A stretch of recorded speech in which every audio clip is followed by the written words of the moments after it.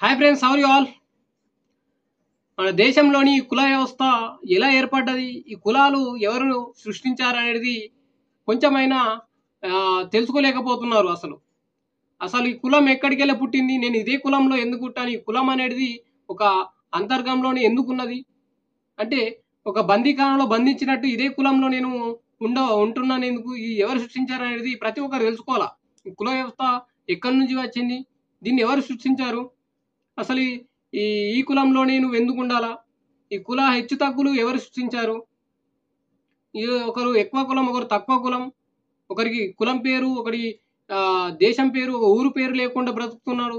అసలు ఎలా ఈ కులాలు ఎక్కడి నుంచి సృష్టించాయి అనేది ప్రతి ఒక్కరు తెలుసుకోవాలా, ఆలోచన వేయాలా. బాబాసాహెబ్ అంబేద్కర్ రాసినటువంటి కుల నిర్మూలన పుస్తకం చదవాలా, కొంచెమైనా బేసిక్ నాలెడ్జ్ గురించి పెంచుకోవాలా. దీని గురించి ఏదో నాది ఎస్సీ కులం, ఎస్టీ కులం, నీది బీసీ కులం, నేను ఎప్పటి నుంచో మా తాతల నుంచి వస్తుంది, అదే వస్తుంది ఓకే, ఆ కులాలు ఎవరు సృష్టించారనేది తెలుసుకోలే బాధ్యత మనకు ఉంది కదా. అప్పుడంటే చదువు లేకుండా ఇప్పుడు చదువుకున్నాం మనము, ఇప్పటి జనరేషన్లో బతుకున్నాం అంటే ఇవన్నీ తెలుసుకునే బాధ్యత ఎవరికి ఉంది, మనకు ఉన్నది. కావున నువ్వు భవిష్యత్తు తరాలకు చెప్పే బాధ్యత నీది. కాబట్టి నువ్వు ఈ కులాలు ఎలా సృష్టించాయి, కులం అంత ఇంపార్టెంటా?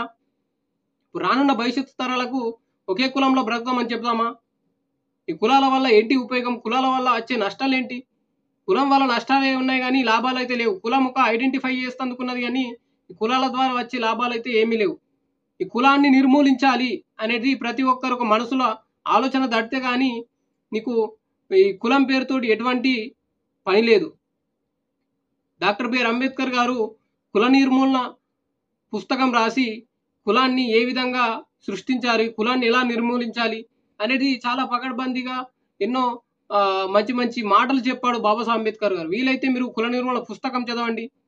కత్తి పద్మారావు గారు మహనీయుడు, మహామేధావి, అభినవ్ అంబేద్కరుడు, అతడు కూడా పుస్తకం రాశారు కులం గురించి. ఇవి ఆయన చెప్పే మాటలు వింటే కానీ మీకు అర్థమవుతుంది. అంటే ఈ కులాలు ఇప్పుడున్న జనరేషన్లో ఇంకా చూస్తూ మేము కోమటోళ్ళం, మా కులం మాకే గొప్ప, మేము కమ్మోళ్ళం మాకే గొప్ప, మాకంటే గొప్ప వాళ్ళు ఎవరు, వీరులు లేరు, ధీరులు లేరు, శూరులు లేరు అని ఇక వీడియోస్లల్లా ఇంకా పోస్టుల్లో రాస్తున్నారు. ఎవడి కులం వాడి గొప్ప అయితే ఇంకా ఎవరు గొప్ప? ఇక్కడ ఎస్సీ వాళ్ళు ఎస్సీ గొప్ప అని, మాది వాళ్ళు మాది గొప్ప అని, ఇంకా బీసీ వాళ్ళు బీసీ గొప్ప అని, బ్రాహ్మణులు గొప్ప అని. ఇక్కడ ఎవరు ఎక్కువ ఎవరు తక్కువ అది ఆలోచించాలి. కులాలు ఎక్కడి నుంచి వచ్చాయనేది అది ప్రశ్నించుకోవాలి, ప్రశ్నార్థంగా రావాలి. మీద ఎవడున్నాడు అది ఆలోచించాలి. మీద ఎవరున్నారు? బ్రాహ్మణులు ఉన్నారు, క్షత్రియులు ఉన్నారు, వైశ్యులు ఉన్నారు, శూద్రులు ఉన్నారు, అతి శూద్రులు ఉన్నారు. అదే ఈ వివిధ వర్ణాలుగా ఎందుకు విభజించారనేది ఈ ఆలోచన వేయాలి కదా మనం ప్రతి ఒక్కరం. నువ్వెందుకు కింద ఉన్నావు నిచ్చెన మెట్ల వ్యవస్థలో, వాళ్ళు ఎందుకు పైకి ఉన్నారు, నువ్వు పైన ఉండొచ్చు కదా, వాళ్ళు కిందకి రమ్మనొచ్చు కదా అనే ప్రశ్న నీకు ఎందుకు వస్తలేదు అనేదే ఈ బాబాసాహెబ్ అంబేద్కర్ గారు, కత్తి పద్మారావు గారు. అంటే కత్తి పద్మారావు గారు చెప్పినటువంటి ఆయన మంచి విశ్లేషకుడు, బాబాసాహెబ్ అంబేద్కర్ని చదివినటువంటి పిహెచ్డీ చేసినటువంటి మహనీయుడు, మంచి మన తెలుగు రాష్ట్రంలోని ఒక పేరుగాంచిన కారంచేడు, చుండూరు ఉద్యమ నేత. అలా చెప్పుకుంటూ పోతే చాలా ఉద్యమాలు చేశాడు. అయితే కుల నిర్మూలన ఎలా చేయాలి, కులాలు ఎందుకు అసలు అనేది ప్రశ్నించాలి. కులం ద్వారా నువ్వు ఏం సాధిస్తున్నావు? అయితే ఇక్కడ ఎందుకంటే ఎవరి కులం వారు గొప్పలు ఎందుకు చెప్పుకుంటున్నారు, అసలు మన భారతదేశంలోని మూలవాసులు ఎవరు అనేది మనం తెలుసుకోవాలా. చూసుకుంటే ఇక్కడ కమ్మవారు మా అంత పోటుగాళ్ళు లేరు, మా అంత ధీరులు లేవరని వారికే ఒక రీసెంట్ వీడియోలో ఒక స్టేజ్ పైన వారికి ఒక సభ ఇటుకొని నిర్వహించుకున్నారు. అయితే కమ్మవారు అసలైన ఆంధ్రులు కారు. వారు దేశమంతటి చూసుకుంటే అలా ఒక 3 జిల్లాల్లో మాత్రమే ఉన్నారు ఆంధ్ర రాష్ట్రంలోని. అలాగే ఈ రెడ్లు రాజులు కూడా ఒక మూడు జిల్లాలో 11 జిల్లాలే ఉన్నారు. రెడ్లు 11 జిల్లాలోనే ఉన్నారు. ఈ రాజులు ఎవరైతే ఉన్నారో రావులు కానీ వీరంతా 3-4 జిల్లాలో ఉన్నారు ఆంధ్ర రాష్ట్రంలోని, ఎక్కువ లేరు. చూసుకుంటే దళితులు భారతదేశం అంతటా ఉన్నారు, పేర్ల మార్పుతో ఉన్నారు కానీ వివిధ అన్ని రాష్ట్రాల్లోని దేశం అంతటా వ్యాప్తి చెంది ఉన్నారంటే ఒక దళితులే, మాలా మాదిగలు. మన ఆంధ్ర రాష్ట్రంలో మాలా మాదిగ అనే పేరున్న కానీ పక్క రాష్ట్రాల్లో మాదింగ, ఇలా చెప్పుకుంటూ వేరే వేరే పేర్లతో ఉన్నారు కానీ దేశం అంతటా వ్యాప్తి ఉన్నారంటే ఒక దళితులు. దీన్ని బట్టి అర్థం చేసుకోవాలి, భారతదేశం మూలవాసులు వచ్చేసి దళితులు. ఇక్కడ ఎవరైతే ఉన్నారో కమ్మ వాళ్ళు, రెడ్లు కానీ, రావులు కానీ, ఇక కోమటోళ్ళు కానీ చూసుకుంటే వీరు మన దేశానికి అని, రాష్ట్రానికి అని వీళ్ళు ఏంటి వలసగా వచ్చి ఇక్కడ మన దౌర్జన్యంతో బ్రతికిన వాళ్ళే వీరందరూ. ఇది నేను చెప్పిన మాటలు కావు, కత్తి పద్మారావు గారే తన పుస్తకంలో రాసినటువంటి మాటలు. అంటే ఇక్కడ ఎవరి కులం వారు గొప్పలు చెప్తున్న తరుణంలో మనం ఇలాంటి విశ్లేషణ చెప్పాలి. అంటే ఈ చరిత్ర తెలాలి కదా. వాళ్ళు గొప్పలు అనుకుంటే మిగతా ప్రజలు కూడా అరే వీళ్ళు గొప్పలు అని అనుకునే స్థితిలో ఉన్నారు. కావున దీన్ని వర్ణించే వాళ్ళు ఉండాలిగా. అలాంటి వర్ణించే వారే మహనీయుడు కత్తి పద్మారావు గారు. ఆయన మాటల్లోనే చెప్పారు, ఇక్కడ కమ్మవారు కానీ, రెడ్లు కానీ, రావులు కానీ, ఇంకా రాజులు కానీ వీరందరూ ఇక్కడ చూసుకొని మీరు అబ్జర్వ్ చేయండి. ఆంధ్ర రాష్ట్రంలోని తెలంగాణలో అయితే కమ్మలు లేరు, ఈ రాజులు లేరు అంతే మటుకు. ఇక రెడ్లు ఒక 11 జిల్లాలో 10 జిల్లాల్లో ఉన్నారు అంతే. కమ్మలు 3 జిల్లాల్లో ఉన్నారు. ఈ రావులు రెడ్లు రాజులు వీళ్ళందరూ కూడా ఒక 3-4 జిల్లాల మాత్రమే ఉన్నారు. మిగతా ఆంధ్ర రాష్ట్రం మొత్తం తెలంగాణలో ఎక్కడ లేరు. దీన్ని బట్టి అర్థం చేసుకోవాలి, వీరందరూ మన దేశానికి ఎత్తొచ్చిన వాళ్ళు. అంటే వలసగా వచ్చి ఇక్కడ సెటిల్ అయిన వాళ్ళే ఇప్పుడు రాష్ట్ర మంత్రులుగా, రాష్ట్ర ఎమ్మెల్యేలుగా, ఎంపీలుగా నియోజకవర్గంలో. అంటే ఇలా